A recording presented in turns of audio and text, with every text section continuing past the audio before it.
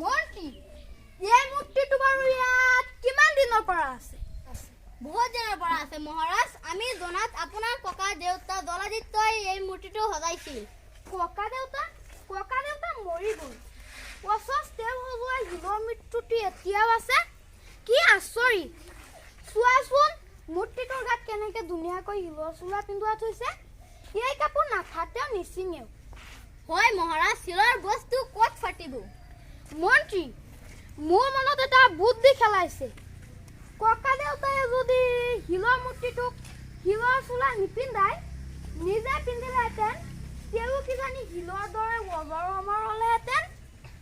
মহাৰাজ, আপুনি কথাটো ভাবিছে সঁচাই, কিন্তু মানুহ জানো অমৰ হ'ব পাৰে? মন্ত্ৰী মই সেইবোৰ নাজানো। মোক এটা শিলৰ চোলা আনি দিবই লাগিব।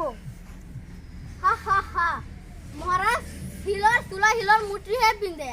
আপুনিতো শিলৰ মূৰ্তি নহয়, আপুনি পাট মেদাম কৰি আজিৰহে চোলা পিন্ধিব লাগে। মই সেইবোৰ নাজানো। মই এটা শিলৰ চোলা পিন্ধিম। মোক এটা শিলৰ চোলা আনি দিবই লাগিব, নহ'লে মন্ত্ৰী বাবতো আৰু নাথাকাই আৰু তোমাৰ প্ৰাণদণ্ড হ'ব। 7 দিন মাত্ৰ সময় দিছো তোমাক। হয় শিলৰ চোলা আনি দিবা, নহ'লে ফাঁচি ৰছীত ওলমিবা, বুজিলা? হাই মোৰ কপাল, এনে অবুজন ৰজাক লৈ কি কৰা যাব? পিতাদেউ, আজিচোন তুমি একেবাৰে দুখ মনেৰে ঘৰত সোমাইছাহি। দেহত কিবা যুদ্ধ বিগ্ৰহ হৈছে নেকি? নহয় আই, দুখ বিগ্ৰহ একো হোৱা নাই। মোৰহে মৰণৰ কাষ চাপিছে। 7 দিনৰ পিছত আৰু পিতাদেউক নাপাবি। কি দুখ লগা কথাবোৰ কৈছে পিতাদেউ? গা অসুখ কৰিছে যদি কবিৰাজ মহাশয়ক মাতি পঠাও, তুমি অলপ শুৱা। নহয় আই, কোনো কবিৰাজে একো কৰিব নোৱাৰে। শিলৰ চোলা দিব নোৱাৰিলে ৰজাই মোক মৃত্যুদণ্ড দিব। শিলৰ চোলা?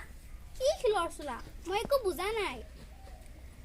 আজি মহাৰাজ শিলাদিত্যই মনত খেলালে বোলে তেওঁ যদি শিলৰ চোলা এটা পিন্ধে, তেওঁ কিজানি শিলৰ দৰে অজৰ অমৰ হ'ব। শিলৰ চোলা তেওঁক দিব নোৱাৰিলে মোক ফাঁচি কাঠত ওলোমাব। মহাৰাজৰ শিলৰ চোলা লাগে নহয়? হয়, এনে এটা অসম্ভৱ কাম কোনে কৰিব পাৰে? পাৰিম পিতাদেউ, কিবা এটা ব্যৱস্থা কৰিব পাৰিম। তুমি এই 6 দিন ঘৰতে বহি পুথি পাজি পঢ়ি থাকা, মই কিবা এটা ব্যৱস্থা কৰিব পাৰিম। আজি 6 দিন পাৰ হ'ল, মন্ত্ৰীয়ে দেখোন এতিয়ালৈকে মোক শিলৰ চোলা আনি দিয়া নাই। খবৰ ল'লে মন্ত্ৰীৰ জীয়েক কৈ পঠাই বোলে দেউতা শিলৰ সূতা কটাত ব্যস্ত। একেবাৰে কৈ পঠাই বোলে দেউতা শিলৰ চোলা বনোৱাত ব্যস্ত। অথচ আজি 7 দিন হ'লেই।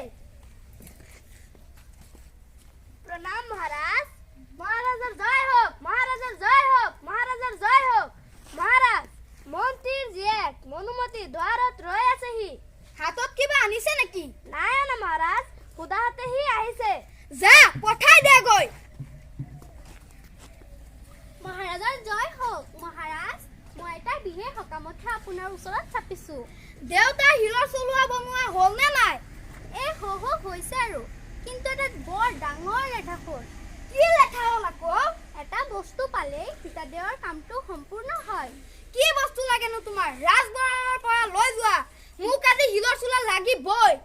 মই সেইটো বস্তু আনিবলৈ যাম, কিন্তু আপোনাৰ ৰাজভাৰতনো কিহৰ অভাৱ জানো মহাৰাজ? ঠিকেই কৈছা তুমি। কোৱা তোমাৰনো কি লাগে? পিতাদেৱে কৈছে বোলে শিলৰ চোলা বোলে পানীৰ বেজীৰে আহিব পাৰে। এতিয়া এটা পানীৰ বেজী পালেই। পানীৰ বেজী সজাটো জানো সম্ভৱ? মন্ত্ৰীয়ে এনে অসম্ভৱ বস্তু এটা কিয় বিচাৰিছে? বুজিছো, শিলৰ চোলা হিয়াটো তেনে অসম্ভৱ কামেই। মহাৰাজ, পিতাদেউ ৰৈ আছেহি, আপোনাৰ আদেশ পালেই। বাৰু মই সকলো বুজিলো। তুমি বৰ বুদ্ধিমতী ছোৱালী। যোৱা দেউতাৰাক ৰাজসভালৈ পঠিয়াই দিয়াগৈ আৰু কবা মোৰ পানীৰ বেজীও নাই আৰু মোক শিলৰ চোলাও নালাগে। ভাল মহাৰাজ, এতিয়া সেৱা হে।